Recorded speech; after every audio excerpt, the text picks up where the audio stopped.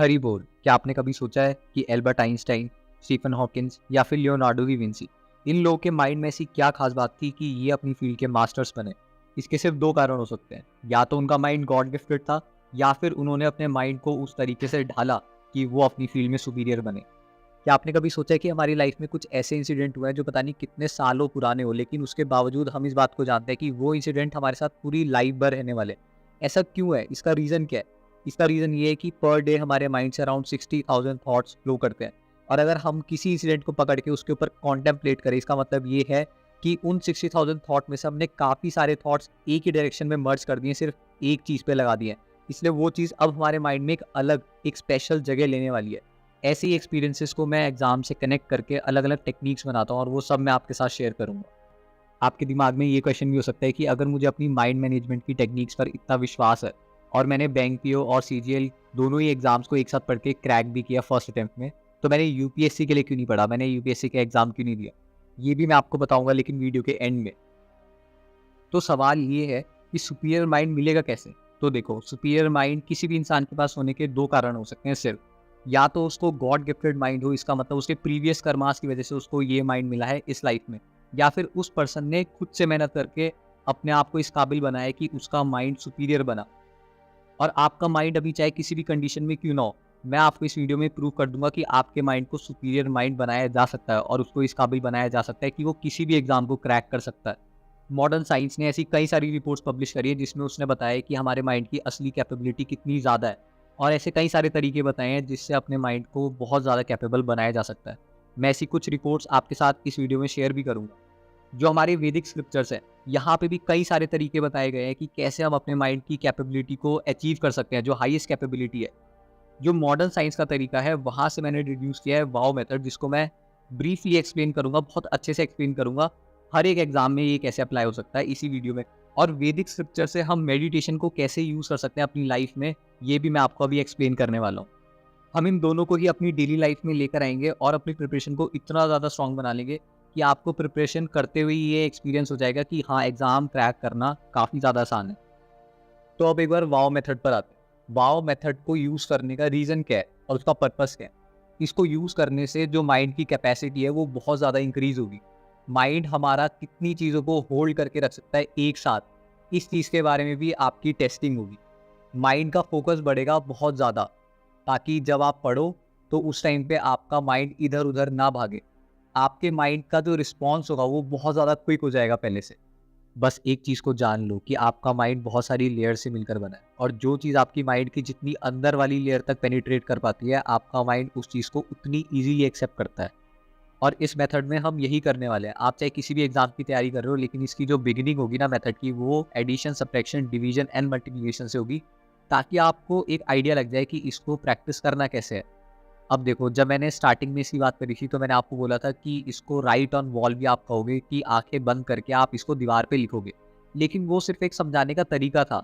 आप जिस चीज़ में भी कंफर्टेबल हो, जिस तरीके से आप इसको परसीव कर पा रहे हो, समझ पा रहे हो, आपको इसको वैसे ही प्रैक्टिस करना है। बट एक बात ध्यान रखनी है कि आंखें आपकी बंद ही होनी चाहिए, और आपको माइंड के अंदर उस चीज़ को रिकॉल करना है, चाहे आपके माइंड पे कितना प्रेशर क्यों ना पड़े। एक बात ध्यान रखना, होता क्या है कि हम अपने माइंड से काम कराते नहीं है उतना जितना उसको करना चाहिए। लेकिन जब हम आंखें बंद करके किसी चीज़ को रिकॉल करने की कोशिश करते हैं, तो उससे होता क्या है, हमारे माइंड के ऊपर प्रेशर पड़ता है। वो हार्ड वर्क करना स्टार्ट करता है जिसके वो यूज टू नहीं था। बिल्कुल वैसे जैसे हम जिम जाते हैं, मसल्स को ब्रेक करते हैं ताकि जब मसल्स की फॉर्मेशन फिर से हो तो वो बहुत ज़्यादा स्ट्रांग हो जाए। सेम हमारे माइंड के साथ होता है, जब हम उससे काफ़ी ज़्यादा हार्ड वर्क कराते हैं तो वो भी और ज़्यादा निखर कर निकलता है, बहुत ज़्यादा स्ट्रांग हो जाता है पहले से। अब देखो, इससे आगे इसको प्रैक्टिस कैसे करना है। जितने भी बैंकिंग के स्टूडेंट्स हैं उनको सिंपली जो नंबर सीरीज, इक्वेशन, कंपैरिजन, ये सारे टॉपिक्स हैं, इनको माइंड के अंदर ही कैलकुलेट करना है, starting from addition, subtraction, multiplication, division. और ये धीरे धीरे करके होने लगेंगे। अगर हम सीजन की बात करते हैं तो सीजन में मान लो अरिथमेटिक है। अरिथमेटिक के कुछ मुश्किल टाइप्स होते हैं। उन मुश्किल टाइप्स को आपको माइंड के अंदर ही सॉल्व करना है, पूरे आंसर को कोशिश करनी है सॉल्व करने की। मैं ये नहीं कह रही कि आप पूरा आंसर निकाल दो, लेकिन जब आपके सामने क्वेश्चन आए तो आप आंसर को कोशिश करो कि पूरा का पूरा आंसर हमारे माइंड में हो जाए। जो सॉल्यूशन आप कॉपी में लिखते हो ना, बिल्कुल वो आंख बंद करके आपके माइंड के सामने पेन डाउन होना चाहिए। इससे होगा क्या कि उस पर्टिकुलर टाइप का जो क्वेश्चन है वो करते हुए आपके माइंड ने इतनी ज़्यादा मेहनत कर दी कि वो उसको नहीं भूलेगा, और सेम चीज़ आप एडवांस मैथ के फॉर्मूले लर्न करने में भी कर सकते हो। अब इसी चीज़ को हम यूपीएससी में कैसे अप्लाई कर सकते हैं? इसके लिए आपको दिन में 2 स्लॉट निकालने पड़ेंगे। इनिशियली आप 10-10 मिनट के दोनों स्लॉट्स निकाल सकते हो, बट इसको बहुत ही जल्दी थोड़ा-सा इंक्रीज़ कर देना। अब आप डे के फर्स्ट हाफ में जो कुछ भी पढ़ते हो ना, उसको रिवाइज़ आपको कैसे करना है, आपको आँखें बंद करके सेम मेथड से रिकॉल करना है आपने जो-जो पढ़ा है। अब ऑफ कोर्स सी बात है कि आप उस सब चीज़ को रिकॉल नहीं कर पाओगे और आपको एक ऐसा पॉइंट भी लगेगा रिकॉल करते हुए कि यार ये तो मुझे नहीं याद होने वाला है, ये मैं रिकॉल नहीं कर पाऊँगा या नहीं कर पाऊँगी, बट स्टिल आपको उस पे बहुत ज़्यादा ज़ोर लगाना है। आपके माइंड के ऊपर जितना ज़्यादा ज़ोर लगेगा ना, वो उतना ज़्यादा उभर के आएगा, उतना ज़्यादा और सुंदर बनेगा और आपको एक कुछ ही दिन में रियलाइज़ भी हो जाएगा। फिर सेम चीज़ आपको रिपीट करनी है अपने नेक्स्ट स्लॉट के लिए भी।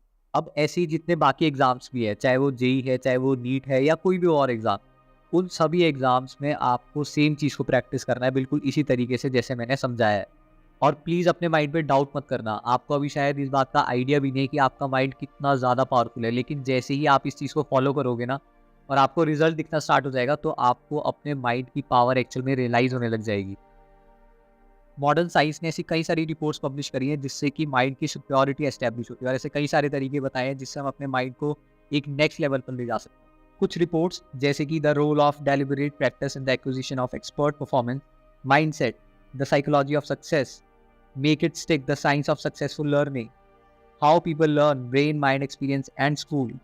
ये सब रिपोर्ट्स माइंड के बारे में एक्सप्लेन तो करती हैं, लेकिन इन सब के बीच में एक चीज़ कॉमन है। ये सभी मेंशन करती है that while the studies provide compelling evidence, minds power is complex and still being explored by the researchers.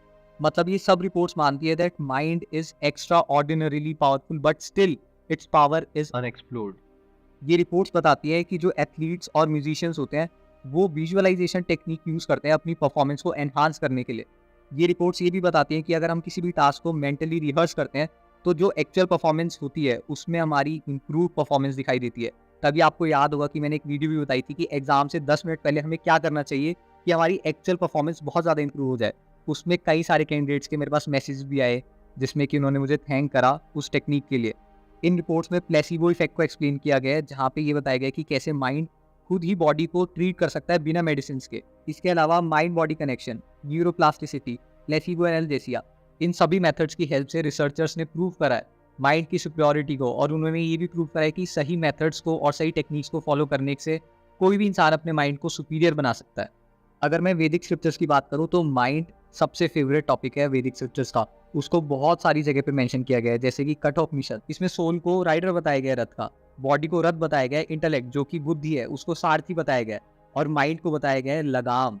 Mundka उपनिषद में बताया गया है that mind alone is the cause of bondage and liberation, it depends कि आप mind को अपना दोस्त बनाते हो या दुश्मन। बृहदरंगिका उपनिषद में बताया गया है कि इंसान जो चाहता है वो बन सकता है अगर वो अपने माइंड को ढंग से यूटिलाइज करे। Bhagavad Gita chapter 6 words 5 and 6, यहाँ पे बहुत ही अच्छे से माइंड की सुप्योरिटी को एस्टैब्लिश किया गया और बताया गया कि कैसे कोई भी इंसान अपनी साधना की मदद से अपने माइंड पे काबू पा सकता है और अपने माइंड से वो अपने अनटैप्ड पोटेंशियल को जान सकता है। और उसी अनटैप पोटेंशियल को जानने के लिए मैं आपको बताऊंगा मेडिटेशन के बारे में। एक बार हम वाव मेथड को कंक्लूड करते हैं और उसके बाद मेडिटेशन को। तो ये तो था वाव मेथड के बारे में, बट इसके साथ साथ हम मेडिटेशन को भी फॉलो करेंगे। लेकिन मेडिटेशन एक ऐसा प्रोसेस है जिसके लिए हमें बेसिक से तैयारी करनी पड़ेगी और स्टार्टिंग में मैं आपको कुछ ऐसी टेक्निक बताऊंगा जो आपके फेवरेबल होगी, आप बहुत आसानी से उसे प्रैक्टिस कर पाओगे ताकि लॉन्ग ड्यूरेशन में आप मेडिटेशन की पीक पर जा पाओ।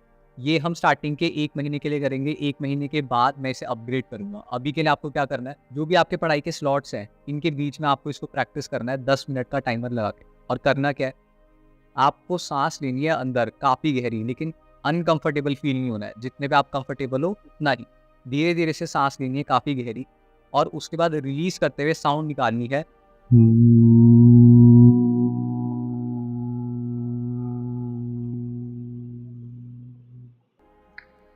और आपको ये इमेजिन करना है कि साउंड वेव्स ट्रैवल कर रही है यहाँ से लेकर यहाँ तक। इसके 1 महीने बाद हम इसको अपग्रेड करेंगे और मैं आपको अच्छे से एक्सप्लेन करूंगा कि इसके बाद आपको क्या करना है मेडिटेशन में। हम एक सस्टेनेबल प्रैक्टिस फॉलो करेंगे अपनी प्रिपरेशन के टाइम पे ताकि जो आपकी प्रिपरेशन है वो काफ़ी ज़्यादा हेल्दी रहे, आपके माइंड को हेल्दी रखें और आपकी लाइफ काफ़ी ज़्यादा अच्छी रहे। और एक चीज़ बिल्कुल भी नहीं भूलनी है कि आपको एक और छोटी सी एक्टिविटी अपनी डेली रूटीन में इनकलकेट करनी है, दैट इज़ बुक रीडिंग। कोई भी बहुत ज़्यादा इंस्पिरेशनल बुक आपको सोने से 1 घंटा पहले मोबाइल वगैरह सब साइड रख के, इलेक्ट्रॉनिक गैजेट्स को साइड रख के उस बुक को रीड करना है। हम ऐसी छोटी-छोटी चीज़ों को अपनी लाइफ में जब इनकलकेट करेंगे तो आपकी लाइफ बहुत ही बेहतर हो जाएगी। आई होप आपको ये वीडियो पसंद आई होगी। थैंक यू एंड हरे कृष्णा। एक सवाल रह गया कि मैंने यूपीएससी की प्रिपरेशन क्यों नहीं करी? देखो, जब मैं प्रिपरेशन कर रहा था ना, उस टाइम पे भी मेरे पास लिमिटेड टाइम होता था, क्योंकि मैं पूरे दिन अपना मैक्सिमम समय बुक रीडिंग, मेडिटेशन और कुछ और एक्टिविटीज़ थी उसमें लगाता था। तो मेरी सिस्टर की एक क्लियर इंस्ट्रक्शन थी कि अगर पढ़ाई करनी होगी तो सिर्फ एक बार ढंग से पढ़ाई करनी है, क्योंकि उसके बाद अगर बार-बार तू एग्ज़ाम्स देगा, तो जो तेरा इंटरेस्ट है वैदिक लिटरेचर रीड करना, मेडिटेशन करना, ये भी ढंग से फॉलो नहीं कर पाएगा। इसलिए उस समय पे मेरे पास चॉइस थी कि मैं किसी ऐसे एग्ज़ाम को चूज़ करूँ, जिसके लिए मैं बहुत ही ज़्यादा कॉन्फिडेंट रहूँ। और मैं हमेशा से ही चाहता था कि जो भी नॉलेज मैंने वैदिक लिटरेचर्स को रीड करके इकट्ठा करी है, वो मैं स्टूडेंट्स में डिस्ट्रीब्यूट करूँ, ताकि उनकी जो मेंटल हेल्थ है, वो बहुत ही अच्छे से मेंटेन हो पाए। इसीलिए मैंने यूपीएससी की प्रिपरेशन नहीं करी। लेकिन हाँ, जो मेरा कोर एरिया है, वहाँ पे मैं लगातार काम करता रहूँगा और इम्प्रूव करता रहूँगा, और जो भी हो पाएगा वो मैं स्टूडेंट्स के लिए करता रहूँगा। Thank you and Hare Krishna.